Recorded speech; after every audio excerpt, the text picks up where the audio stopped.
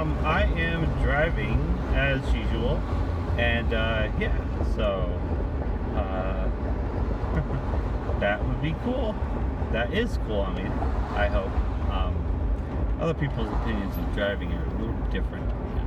So places like Europe and Paris and things, they have a lot of people who just walk. So and the streets are so narrow and the people are just so crunched together, but they're really happy. And I think that's partially due to them walking a lot. So the United States loves their cars a lot more than they like walking.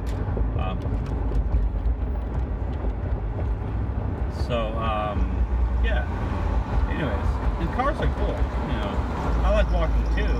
There's a lot of outdoor malls here. Most places have, of course, indoor malls. There's a few indoor malls in Arizona, but a lot of outdoor malls. And, those are really cool places to get exercise in the way of walking. So I like to go there sometimes. There's a place called Tempe Marketplace in Tempe, Arizona, where ASU is. And, there's another one right next to it, Mesa Riverview, just down the street. And those two are outside malls. There's more outside malls around. But there's Chandler Fashion Square, and that's mostly an indoor mall, a little bit outside. Yeah. So, anyways. And then, of course, Arizona Mills, which is indoors only. So, yeah. Let me pull up the window here. It's getting a little loud. Excuse me. So, I'm entering the tunnel, and so I had to turn on my lights and things just because it's safer that way. So, yeah.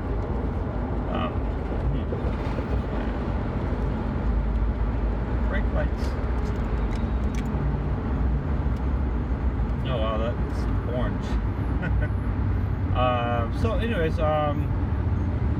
yep, just heading home.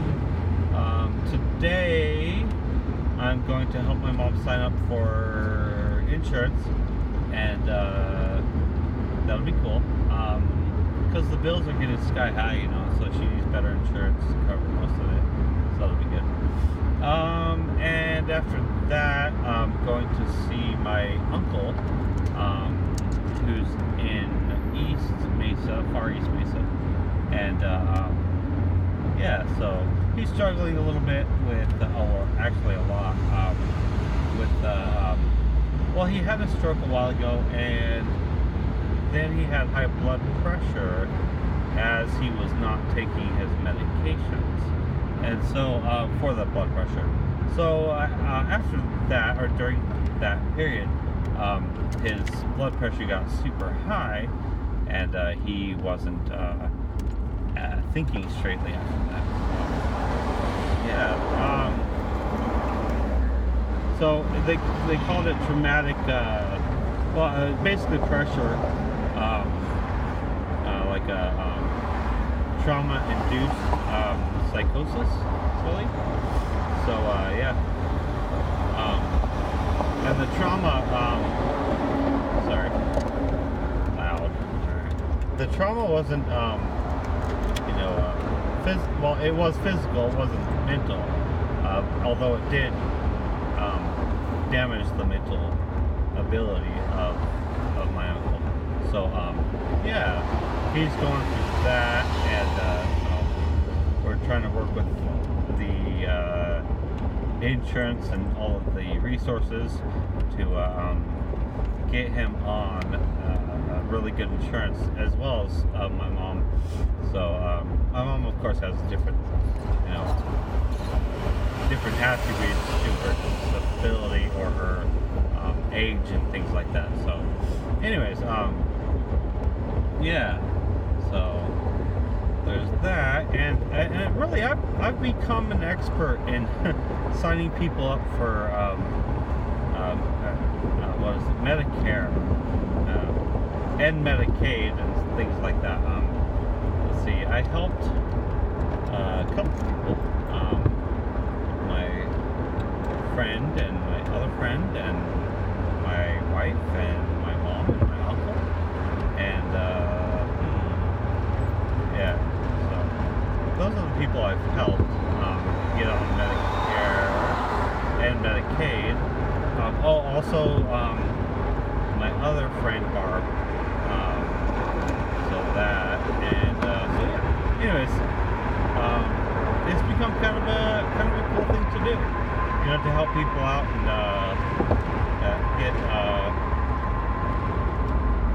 get rid of some of their bills, their crazy bills from insurance and things. So yeah.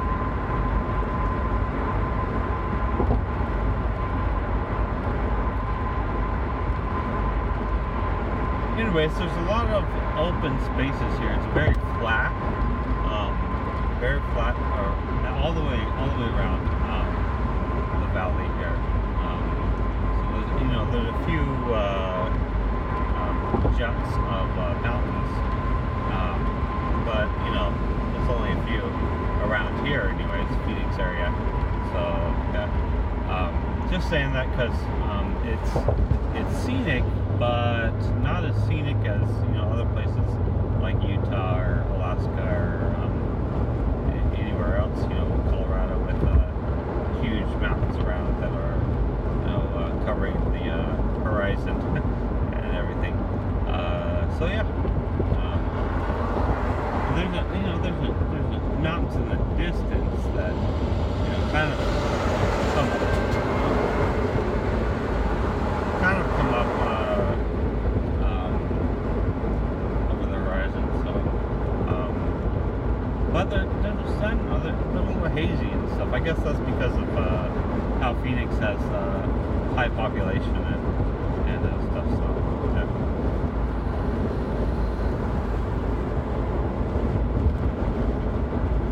So yeah, I don't know how long ago, maybe within the last 15 years, there were some stats that said that Phoenix was the third largest by population city in the United States. So yeah, it's up there. The thing is they don't really tax the people enough to allow for infrastructure improvements and things like that in most areas of Phoenix. So that's kind of sad. But at the same time, there's I don't know that it's just a complicated issue because when you increase the taxes for the poor and middle class, which most of Phoenix is, then you disable their ability to keep and hold on to their money. So yeah. But at the flip side of the point is that increasing the taxes and allocating those taxes to the infrastructure of the city from the government makes it a happier and better place. So yeah, there's that. So yeah, a lot of parts of Phoenix, the streets are worn down and things like that. The houses are in shambles and everything. Stuff like that. But a lot of places, Phoenix is huge, so there's some places that are run down and some places that are really kept up well, so right off the light rail, most of it is run down. And I think they designed it for that reason, put the light rail in that place for that reason, because a lot of the poor and middle class and things and other people, take the light rail or train or tracks or whatever you call it, because of that. So it's just cheaper. So yeah. Talking about cheaper transportation. Yeah, I'm going in a string of thought here. So yeah, hold on. Bear with me. So anyways, talking about cheaper transportation. There's been some studies as to how cheap actual cars can get. And pretty soon it'll be, I don't know, within the next 20 years, that's what Elon Musk and a lot of experts are saying, is that the advantation of electric cars and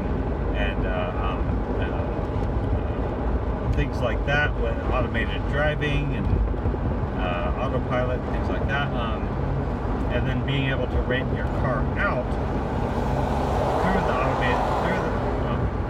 the automated driving to those you trust and care for your family or anything, actually anybody. So, and then there'll be options, as Elon Musk says, to allow you to only choose 5-star rated passengers, or only specific people, stuff like that. So it's pretty cool. And then of course those specific people would need to have some type of identifier, so that no just random person can get in your car. So I don't know, maybe there'll be facial recognition or voice or iris scans or fingerprint. Fingerprint would be really good, I think, because if you walk up to Tesla and you have the built you're allowed to ride in it, and it'll scan your fingerprint and then identify you, allowing you to ride in the Tesla. So yeah, that'd be pretty cool. So, and then at the same time, the person who owns the Tesla will get paid for renting it out, of course. So yeah, kind of like a taxi service or Uber or something. So in that sense, which distributes the amount of money that can be made from owning a Tesla, allows for a cheaper price to drive it, essentially, because you are earning money with it. So it just subtracts the cost of the lease or payment plan you have for it. So yeah, that's pretty cool. And of course you can do whatever you want with the money, but if you put it towards the lease or the loan, then then you'll be better off, basically. So anyways, do whatever you want with money from Tesla, of course, but that would be freaking cool, really cool. So yeah, I'm looking forward to that. So yeah, I test drove a Tesla a while ago, and it is pretty sweet. Acceleration was amazing, freaking awesome. And it got up to 80 miles an hour, and it had a regulator on it. So as soon as it hit 80, it slowed down for me. So yeah, but the other thing is, when you put on your blinker on autopilot, it will change lanes for you when there's a clearing. So it won't change lanes. Hold on. Passing these, noisy trucks. Anyways, what I was saying is that, it would change lanes automatically, perceiving the cars next to them and things. So, making sure there's an opening and everything. And I did that in the Tesla on autopilot, and turned on my blinker, didn't touch the wheel, and it was busy traffic, so it found an opening and really quickly got over. And so that was interesting to feel the ability of the Tesla to change lanes for you, and feel the G-forces of somebody else or something else controlling the wheel. So that was a little weird, when you're a driver, you can predict what's going to happen next and prepare for it. You know, push your elbow against the door, hold on to something. You know, yeah. So yeah, with that, it's a little different to not be able to predict what's going to happen next. So it's a learning curve. It is being a passenger, of course, but at the same time, you can't be completely unaware of everything that's happening while you're driving on autopilot, because that's just not safe yet. So yeah.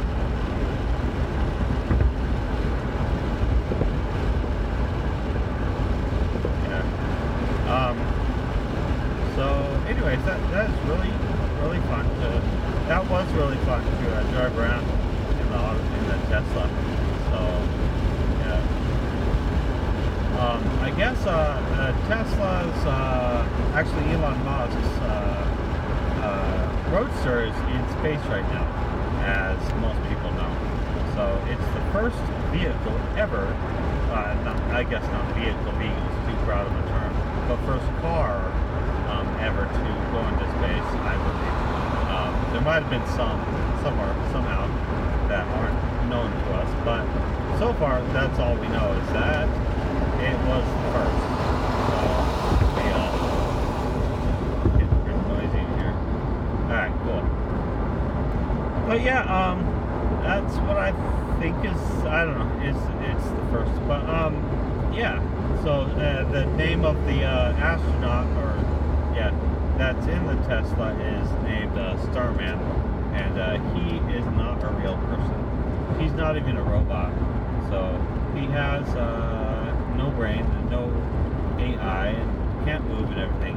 But some people on the internet were saying that it would have been really funny if they put a little motor on the head and turned his head to the camera as he was in space temporarily, you know, until the battery ran out. So yeah, the battery life on the Tesla that went to space ran for, I think it was 12 hours or so.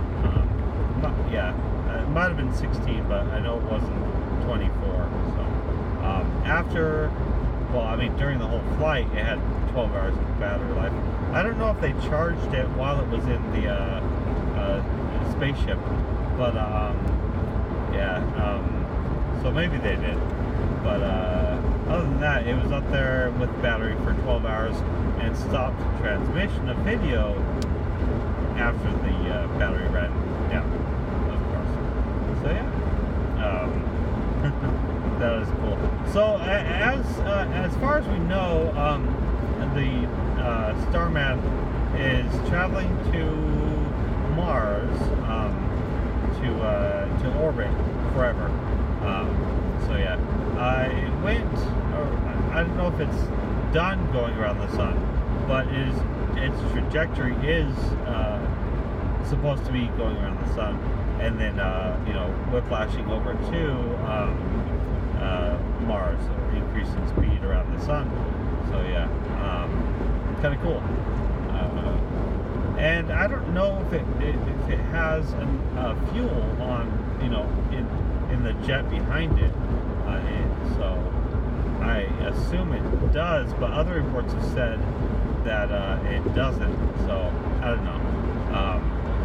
So there was another concern that parts of the Tesla might begin to leak air or anything, fluid or whatever, and change the direction of where it's going, because, you know, it's pushing air out this certain area. It's basically making a small propulsion from that leaking bit, and because of the of course no atmosphere, I guess, which is called low pressure in space.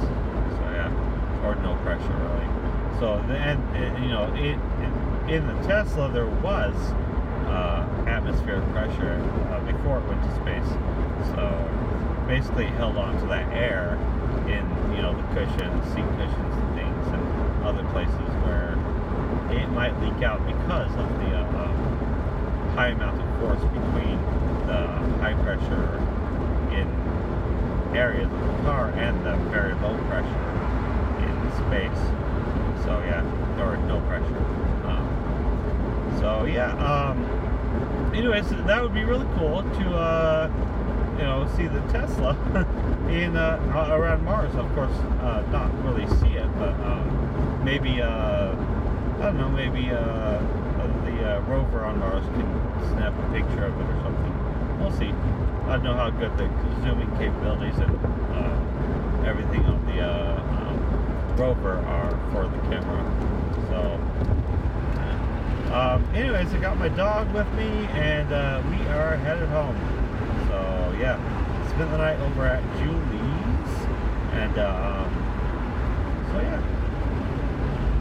got some good rest, ate some good breakfast, and yeah, so. I'm about an hour late back home. I was planning on leaving at 11. Yeah, so it's I left at 1. I mean noon. Yeah.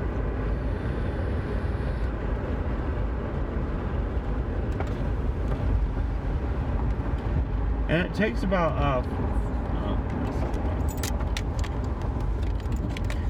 about 45 minutes to get back home from anywhere in near the 101 near Tempe and Scottsdale. So yeah. Anyways, cool.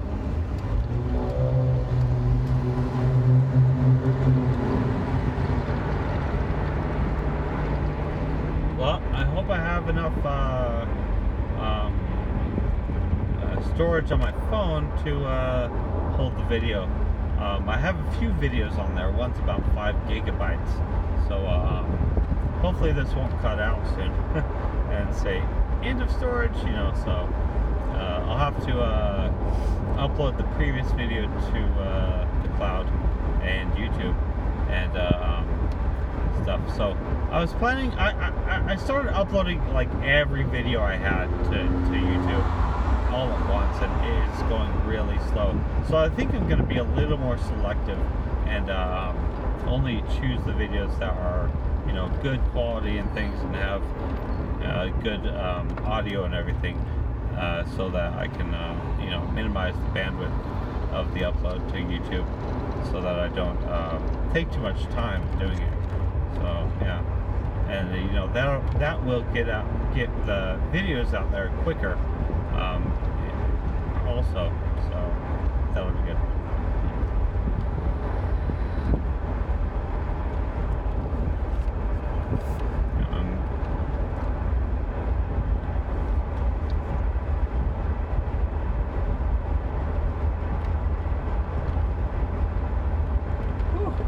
And my mouth has just been so dry lately. I think it's dry weather and allergies and things like that. So, and yeah.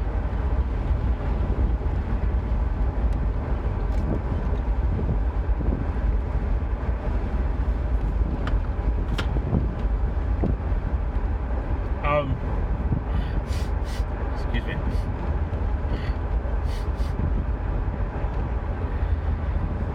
A little bit about me.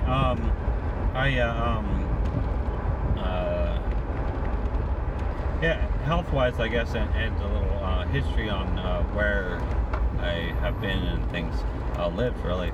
I lived in Alaska for a while, and lived in Arizona for a long time.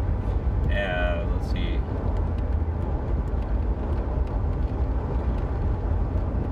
15 years in Arizona. Let's see, was that 15?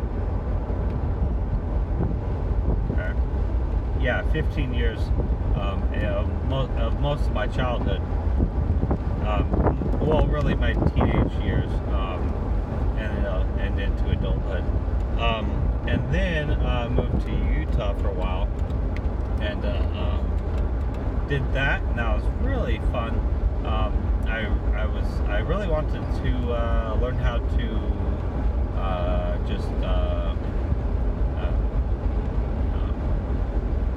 be by myself and learn how to live on my own and really just grow up a little bit, you know. So that was fun.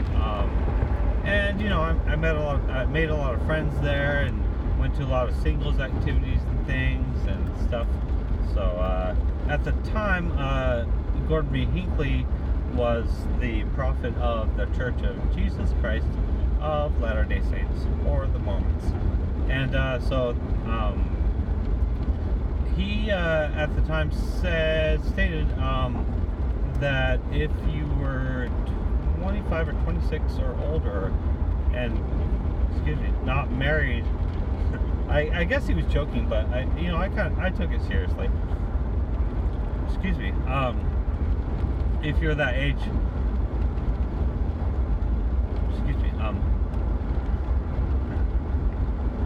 then you were essentially a nuisance to society. So yeah, that it got me going, you know, and so I started seriously looking for someone to marry. So I got engaged. I don't know how much longer, but met a girl and stuff, and got engaged and everything, and that really didn't work out. So yep. Let's see. Then I met another girl and actually married her, and so that was fun for a while. She was, you know, she's really interesting and cool. You know, we eventually got divorced. I think it was 2 years later, and yeah. So then I, you know, bounced around a little bit, just didn't feel at home in Utah anymore. I lost my jobs and things. I worked at Kelly Services for a long time, and did substitute teaching in Utah, and so that was fun.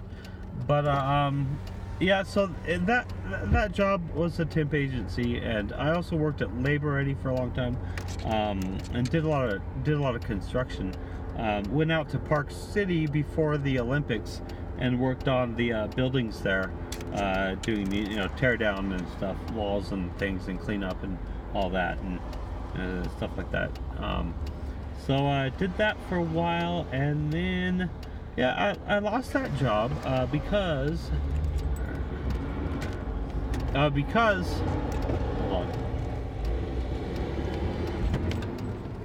on. I went to a job once, and we were working on a what do you call it?